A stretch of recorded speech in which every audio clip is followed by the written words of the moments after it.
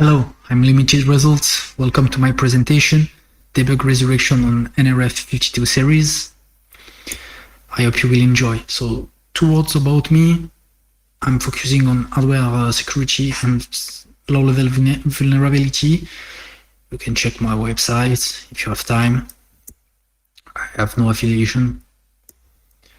So the agenda today is really simple. It will give some details about NRF52 and how you can bypass the hardware security mechanism called App Protect to reactivate the full GTAG and debug interface on this platform. So let's start. About NRF52, was released by Nordic Semiconductor in 2015. It's a very IoT popular platform, I will say. It's dedicated to short-range communications. So when we think about Bluetooth, Zigbee, Thread products, there is a very big chance to find NRF52 inside. But generally, the debug interface called SWD is disabled. And it's disabled using a code readout protection. So what is it? It's another security mechanism. It's present on all the MCUs and system on chips with integrated flash nowadays. All the manufacturers use it. It protects against reverse engineering, prevents an attacker to access the code and the data stored in flash, especially the hard-coded secret present in the firmware. So yeah, it's been a long tradition about attacking the CRP. Typically, Microchip was broken, NXP was broken, and the STMicro was broken too. Every manufacturer has been broken in the past by different kind of attacks and different people. It's very good to read all of these papers here. Of course, this list is not exhaustive. I'm sorry for the people and the works I forget. And some professional companies propose firmware extractions as a service today. So what about Nordic MCUs? Before NRF52, it was NRF51, of course. And on this platform, the code readout protection was called RBP-Conf, and it prevents direct access to the flash and the RAM. But all the registers are still read and write. So with the debugger, you can easily control the code flow execution. And in 2015, a security company called Include Security disclosed how to bypass the RBP-Conf, because you just have to find a gadget like load word instructions with a register operand. Then you set this operand register to the target address in flash, and you can execute the instruction. You read the value from the registers, and then you just have to script this little gadget using OpenOCD, for example, and then you can access to you can recover the full firmware stored in NRF51. So it was not a very clever solution, I would say, about this kind of protection. It's why on the NRF52, Nordic decided to design a more restricted security mechanism. This new feature is called App Protect. And of course, it prevents direct access to the flash and the RAM, but also to all the registers. They did not mention too much detail in the NRF52 documentation, so it's clearly a security by obscurity here. And as far as I know, this security mechanism was never hacked. So my objective, you can guess, it's really simple. It's to defeat this App Protect. So I have a little bit of time because we were in lockdown 2 months. So I say, why not? My main objective is to find a way to break this App Protect. I decided to focus on NRF52 840. And how I'm going to do this, I have no idea yet. So Yeah, let's start. And by ordering a development kit. So I ordered this development kit from Nordic Semiconductor. It's called NRF52840DK. It cost me 50 euros. I download the SDK from Nordic also. I install a little proprietary tool called NFGprog to manage how to flash the firmware, how to recover from a protected state, and other kind of command lines you can launch with this. Very easy to use. And this dev kit is good because you have an embedded Sega G-Link debugger on the dev kit. Typically, it's all-in-one board. The Sega G-Link is based on a microchip 80 SAM, which is under the white sticker on the picture, and you just have to install the debugger driver, and you can debug directly the NRF52, which is located here. And you can also use this G-Link debugger independently. So it's cool because you will just have a debugger to use and to connect to other chips than NRF52. So let's talk about the target. NRF52840. It has Bluetooth, Read, and Zigbee. It's a 64 MHz Cortex-M4 CPU. It has integrated flash, 1 MB and 256 KB of RAM. About the security, is very simple. They have the security in ARM Crypto Cell. It's a ARM Crypto Hardware Accelerator. This will not be the focus of this talk. And of course, the code readout protection, which is called App Protect, like we saw before. Let's talk a little bit about the memory map of this chip. It's very simple because the flash is located at 00. Physical RAM is mapped to both the data RAM and the code RAM. So code RAM is located at 00800000, and the data RAM is located at 20000000. We have also factory information configuration registers. It's quite important. It's located at 1000. And it contains all the chip-specific informations which are programmed in factory, like, for example, device ID, encryption root, identity root, device address. If you are a little bit familiar with Bluetooth, you'll probably know what I'm saying here. And you have also the user information configuration registers, which are located at 1000. About the UECR, it's non-volatile memory registers to configure specific settings. So they are located in flash, of course, and they will not be erased during a power reset, for example.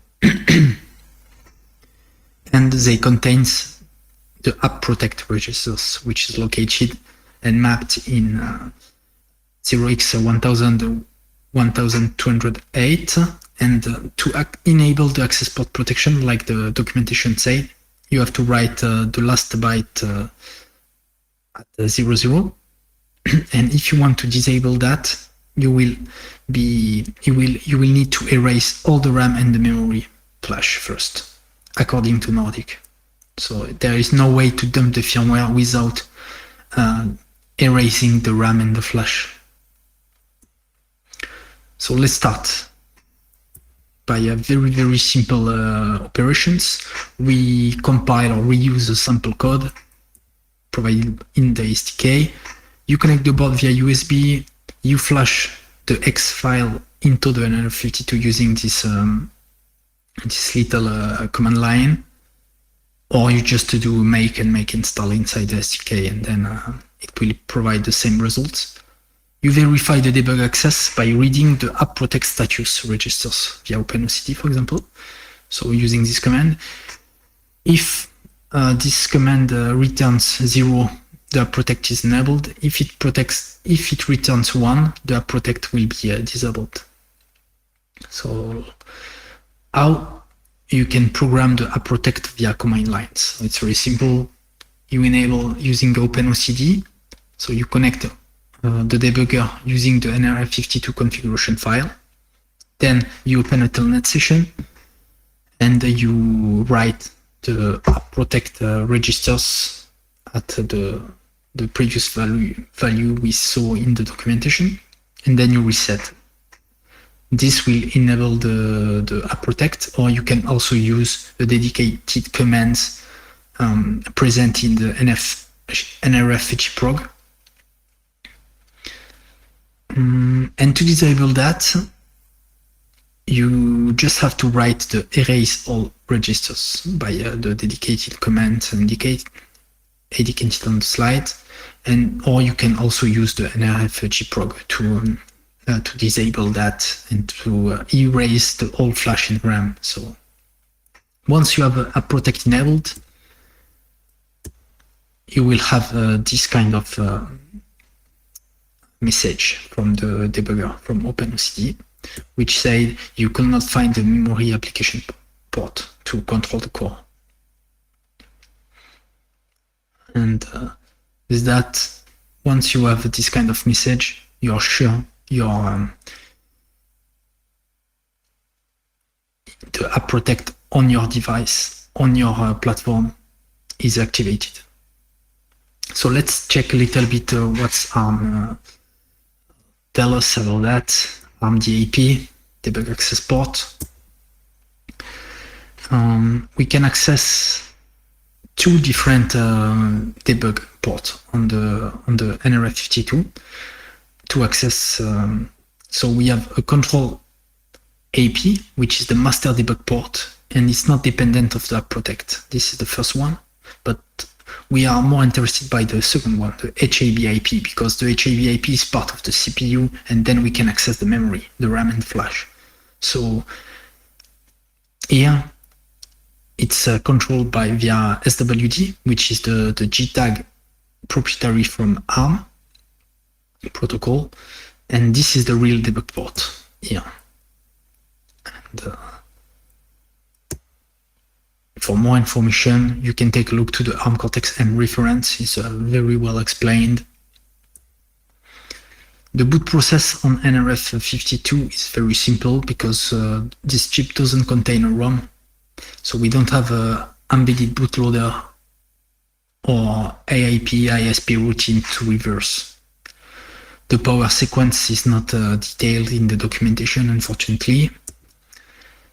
So what I did, I just take a look to the reset vector, and we can see the different information of the reset vector, and especially the entry point, which is located at 02 before.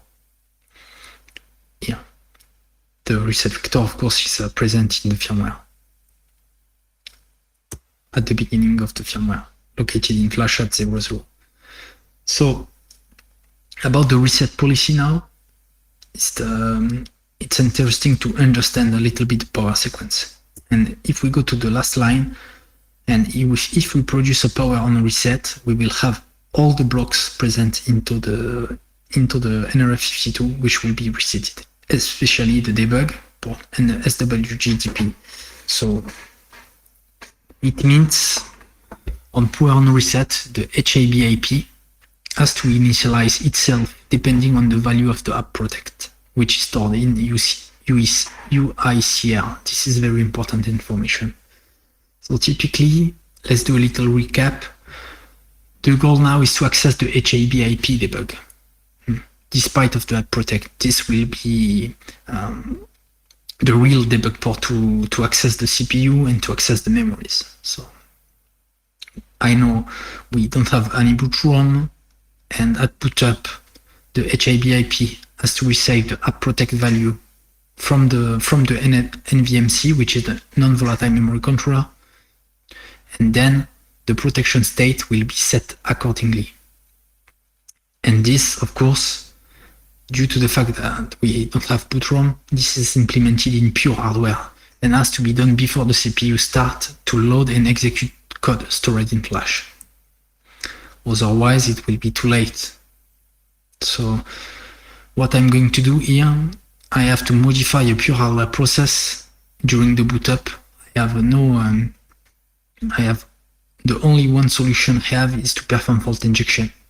And this fault injection will be performed just after the power reset, when the non-volatile memory controller and the HAB/IP will initialize themselves with the UICR values to set the app protect activated or not, depending on the value of the registers. So it's time to hack now. So yeah, just 2 words about fault injection. It's the cheapest fault injection techniques. The goal is to perturb the power supply to induce a fault during critical software hardware operations, like skipping instructions or modifying data or code to be executed. It's quite difficult to predict sometimes the glitch effects, but it's also very difficult to defend against this kind of perturbation. Commercial tools are available, but you can also do it yourself easily.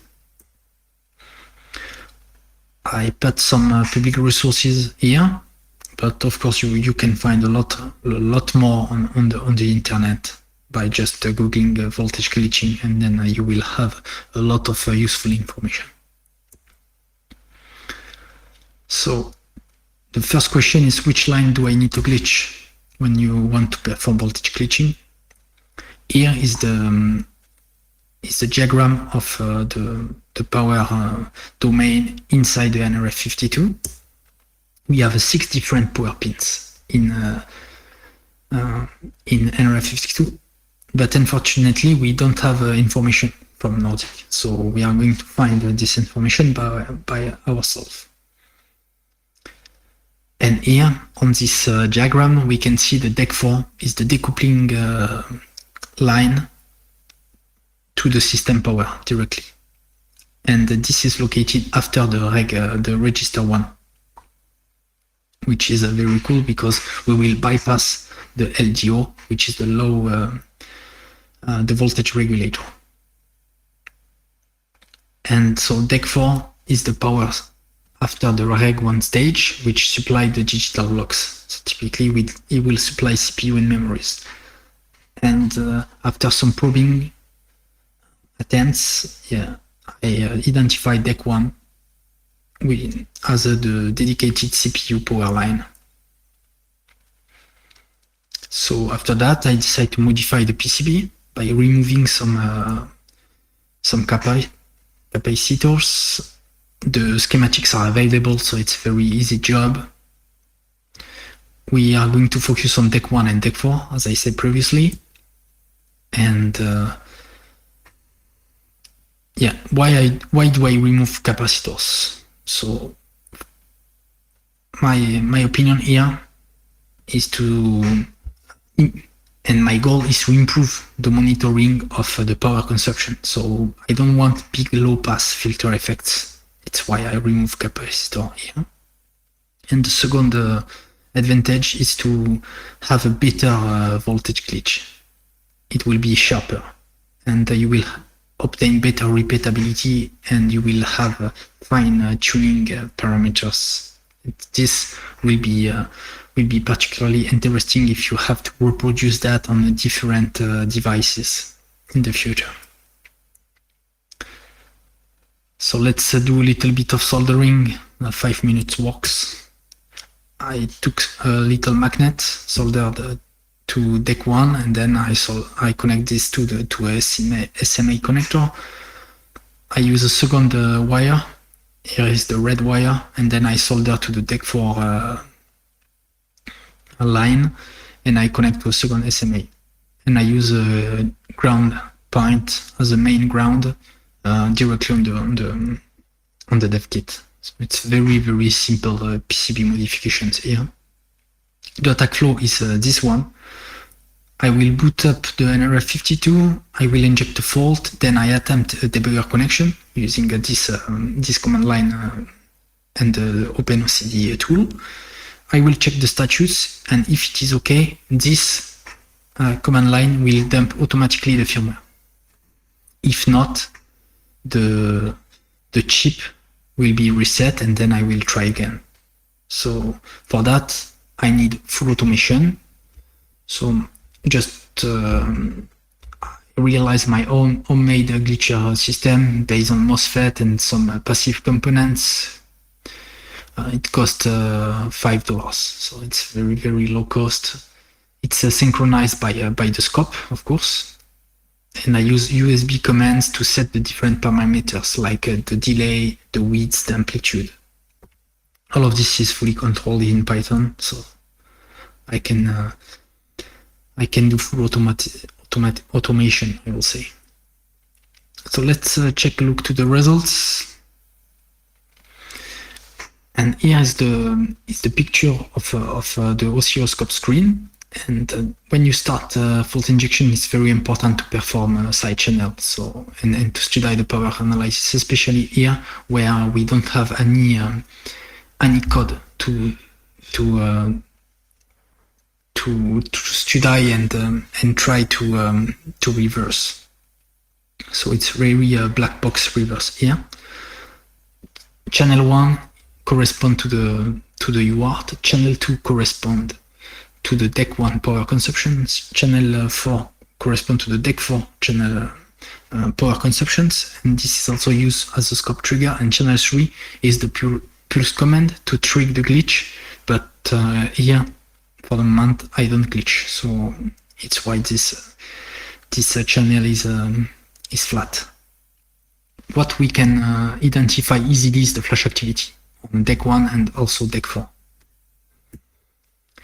So if we zoom a little bit, we are going to identify a little bit more of activities. Here is the CPU power up, for example.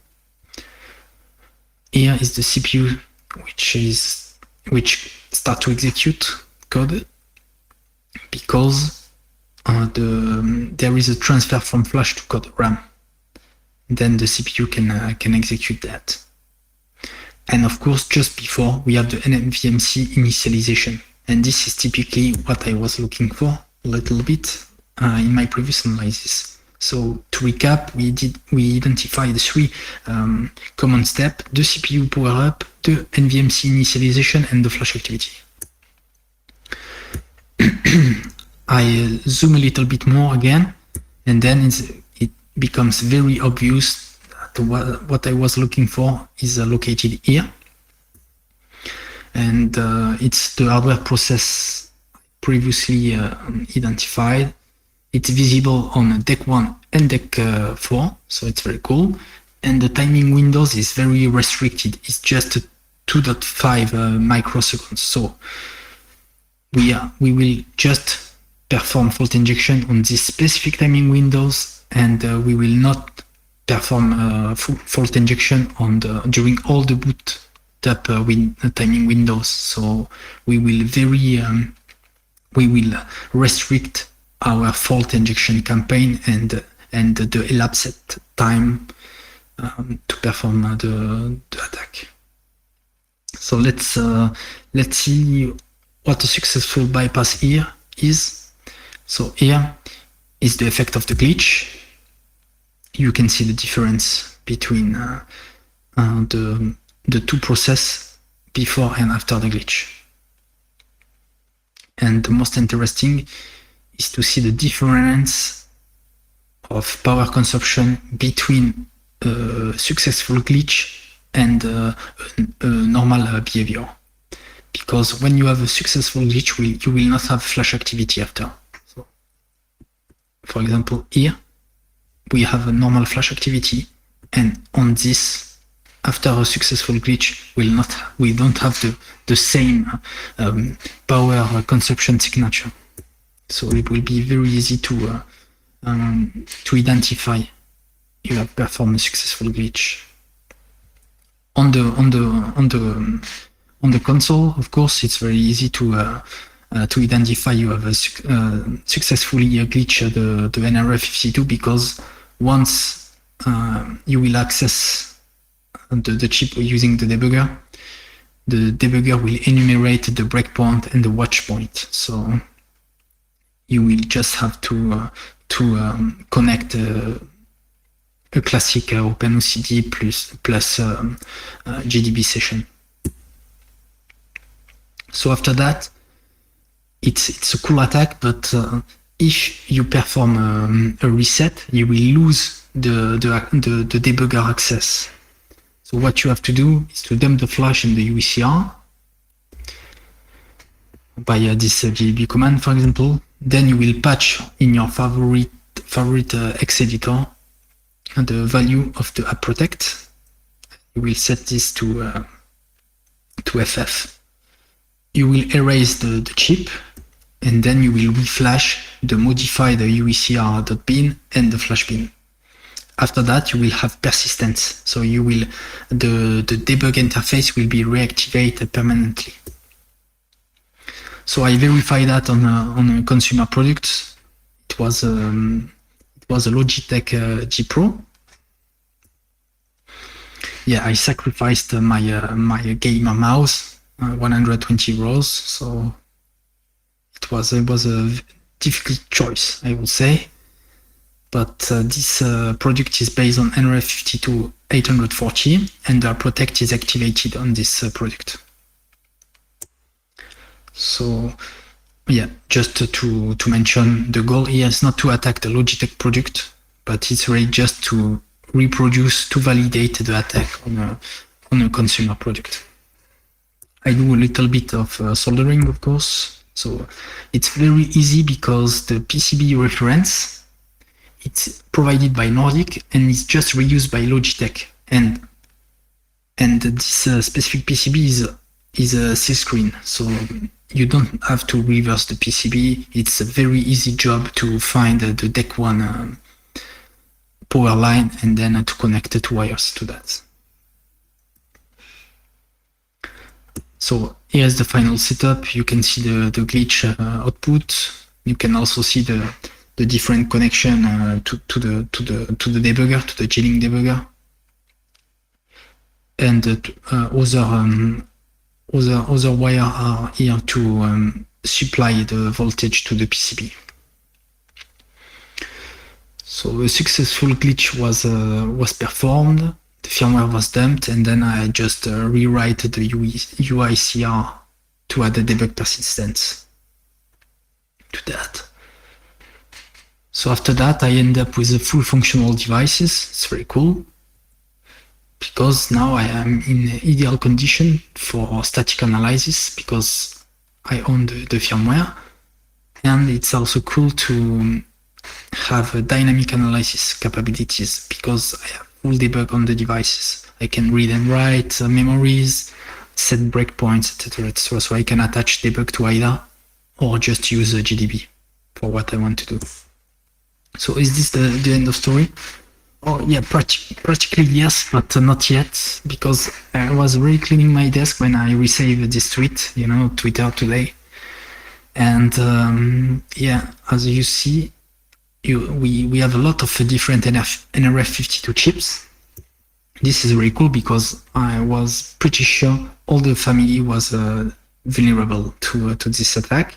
It's why I immediately ordered 2 more boards, which are based on nRF52833 and on nRF52832. Why I think the family is vulnerable? Because Nordic has reused the IP blocks, like the flash controllers, the Cortex-M. They are the same across the nRF52 family. And this, you can have the confirmation by just digging some information in the Nordic websites.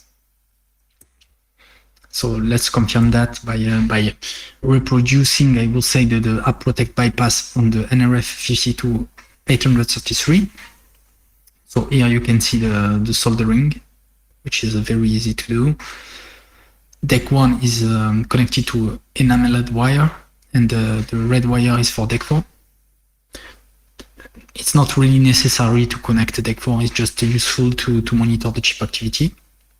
And you just have to solder GND somewhere. And here, as we can see, we have exactly the same power consumption. So the power consumption is very clean, I will say, and we can see the different pattern on deck 1, channel 2, and on deck 4, which is channel 4. So same modification on NRF 52832 here, and then we just have to take a look to the oscilloscope. I did not connect deck 4 here, but you can see the power consumption pattern is easily distinguishable, and once you perform the glitch, here it's on NRF 52833, you will have debug access, and you can see here I read the value of the app protect. The app protect is still connected, but nevertheless I have access to the memories, and I have a full debug access to that. So, and same for NRF 52832. So all the NRF 52 are vulnerable forever, and this is very cool because for security researcher and hacker it's a good news, I would say. For the developers, yeah, it's not very good news, but in case you rely on NRF 52 flash contents confidentiality, I will suggest to update your threat models to see what is going on and what you have to do. And for Nordic, we did not cooperate with Nordic. It was their choice.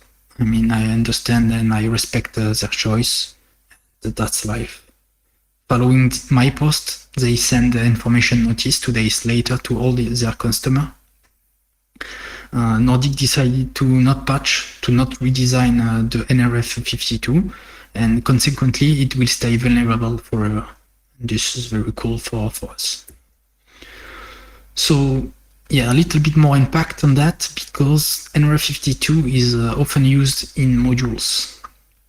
And on NRF 52 we have a lot of third-party modules designed by Funstel, Laird, Minu, Reitac, uBlocks, Murata, Fujitsu. All of these modules based on NRF 52 will be vulnerable to this attack once you have physical access, of course. So yeah, my conclusion here. So it was a fault injection attack to allow debug resurrection by passing the app protect hardware protection on NRF 52. Physical access is required, of course. You just need the low-cost equipment and a little bit of hacking skills. I will say very low-level hacking skills to reproduce this attack. And it has to be achieved only once. Then you can get persistence of this attack. The results, yes, you will obtain firmware instructions. So you will dump the firmware, including the factory information registers, which is very cool, depending on what you want to do. And you will obtain full debug access, and you will be able to reverse more in a better way the different product you are investigating. And this attack you cannot patch. So that's all. I would like to thank you to listening my talk. I will be able to answer to all of your questions, and that's all. Thank you. Take care.